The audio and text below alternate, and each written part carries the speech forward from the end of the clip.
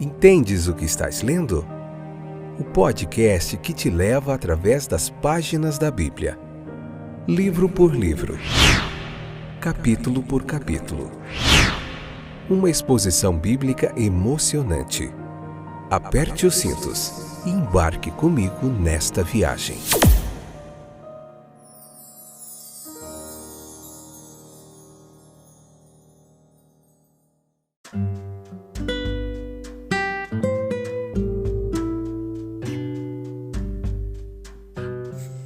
Olá, meus queridos companheiros de viagem, esse é mais um episódio do podcast Entendes o que estás lendo, esse momento fantástico, alegre de aprendizado da palavra de Deus, de reflexão bíblica.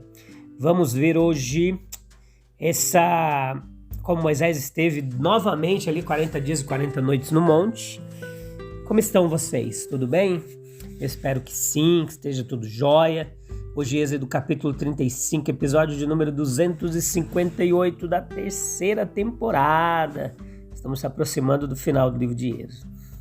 Então, essa segunda ausência de Moisés que nós vamos ver aqui, se você puder, leia esse capítulo, depois vem para cá ouvir a explanação com a gente.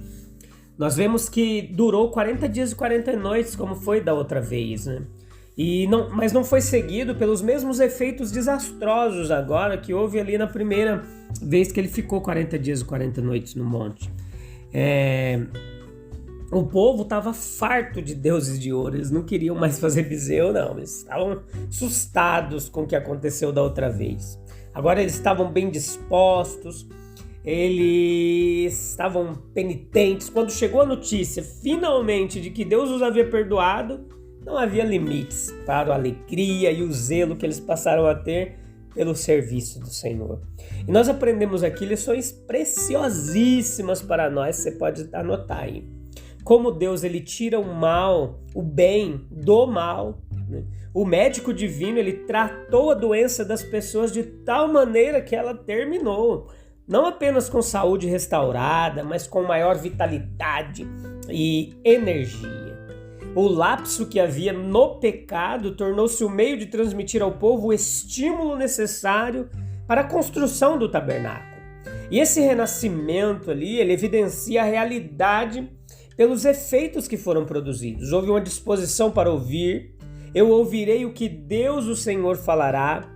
Feliz teria sido para Israel se não tivesse voltado à loucura. Houve uma disposição para dar uma liberalidade no serviço do Senhor, ali em doação. Houve disposição para trabalhar. A alegria da salvação, ela não pode gastar-se melhor do que na realização da obra do reino do Senhor. Corações dispostos, mãos prontas, presentes e trabalhadores. Houve ali em grande quantidade. Nós aprendemos aqui com essa parte aqui do capítulo que a obra do Senhor ela requer doadores liberais. Quase tudo que era necessário para o santuário foi fornecido como presentes gratuitos que vieram do povo. O que era necessário estava prontamente disponível. A única exceção à voluntariedade das doações era o meio ciclo do dinheiro da expiação. Essas doações elas podem muito bem ser o nosso modelo, porque elas foram dispostos, todo aquele cujo coração despertou e a quem o seu espírito se dispôs. O Senhor, ele ama aquele que dá com alegria. Foi de acordo com a capacidade de cada um. Cada um deu como pôde. Os príncipes deram presentes caros, outros trouxeram prata, bronze, outros deram madeira. Aqueles que não podiam dar mais nada deram trabalho. Foi de uma forma universal, ali atingiu todos eles, todos deram. Os príncipes, os povos, jovens, velhos, homens e mulheres. E foi uma doação que transbordou. Tão zeloso era o espírito do povo, tão abundantes eram seus dons, que no final eles tiveram que ser contidos. Quando uma liberalidade semelhante será manifestada na causa de Cristo? Né? Pra gente falar assim, não, para de doar que já tem demais. São necessárias essas doações liberais, né, para a obra do Senhor ser feita. Ainda há muita coisa a ser feita. Há muitos lugares para serem alcançados pelo Evangelho. Tudo isso vai recurso. Então ali a doação foi feita como um ato de adoração, e é assim que deve ser. Todo homem que ofereceu como uma oferta, né? Todo aquele que ofereceu de ouro ao Senhor, prata, bronze, trouxe para o Senhor. E esse é o verdadeiro espírito de doação. A oferta mais humilde a ser apresentada jamais deixará de ser aceita ou rejeitada de forma nenhuma, né? Veja que os trabalhadores, o trabalho como a doação foi caloroso. Somente aqueles que foram convidados ali,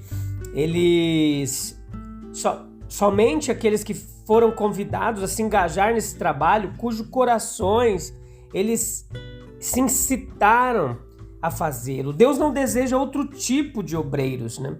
Diversos presentes foram dados. Estes foram necessários para as diferentes partes do trabalho. O homem era tão verdadeiramente ali o que um homem fez, alguém fez ali, um obreiro no serviço de Deus, como Bezalel, que desenhou os planos.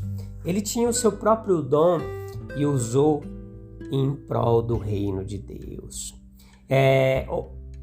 Aqui diz que ele tinha sabedoria do Espírito. Ele o encheu com o Espírito de Deus. Ele os encheu de sabedoria de coração. Então veja ali a figura desses dois homens, Bezalel e Aholiabe, que de fato foram homens que o Senhor escolheu para fazer determinada obra.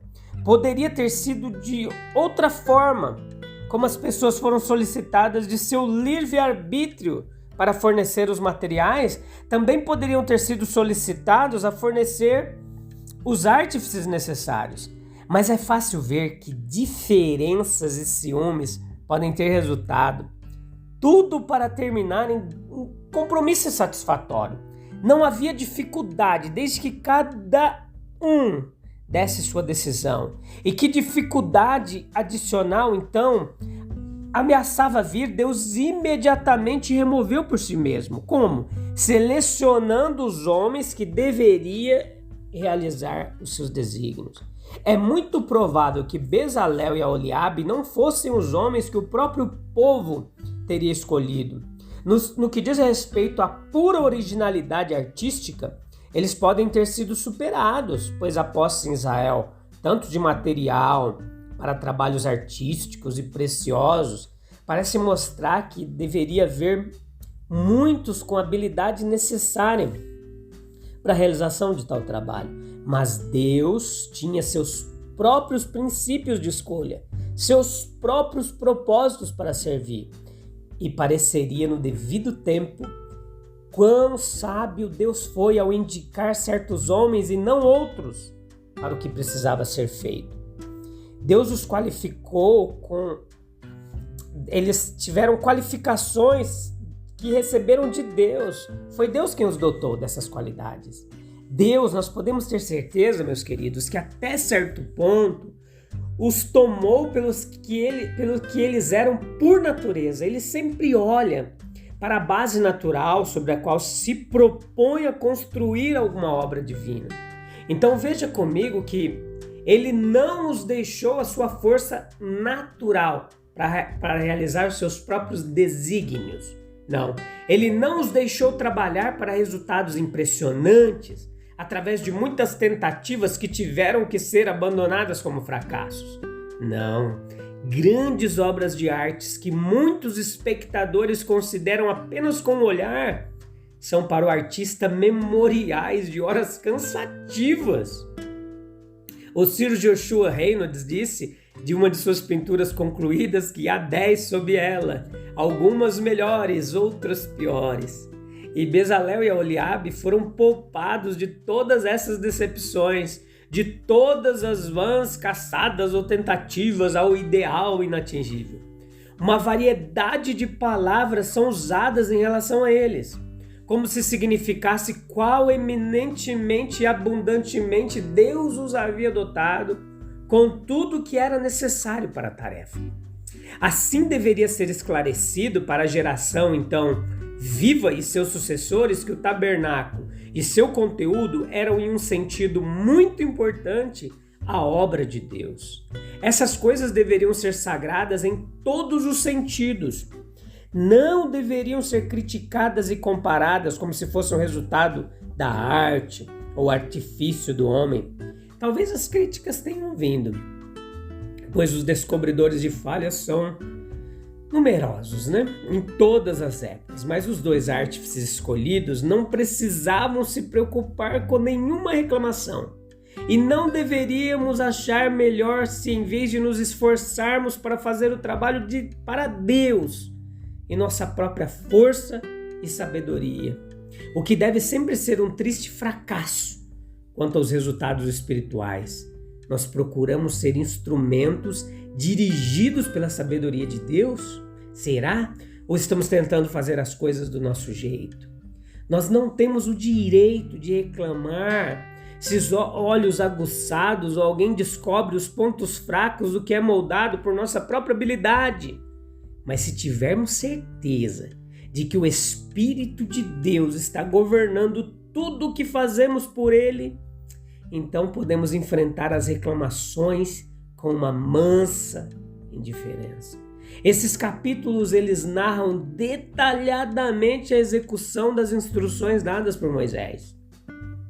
Desde o capítulo 25 ao 31, para o tabernáculo, seu mobiliário e vestes dos sacerdotes. Em geral, as instruções elas foram repetidas ao pé da letra, com algumas poucas adições para o bem da clareza ou alguma omissão ali por abreviação. Há alguma diferença também na ordem do conteúdo, E nós vemos que o material para a obra ela foi trazido pelo povo. Nós notamos aqui nesse capítulo 35. A ordem de guardar o sábado foi repetida pelo povo, com a notável adição do juízo de morte para o transgressor. O lembrete, isso foi no capítulo 31, no versículo 15. E o lembrete dessa vez foi dado para reprimir o povo e tornar claro que até mesmo em seu entusiasmo de construir a casa do Senhor, deviam descansar e servir a Jeová em um dia no 7.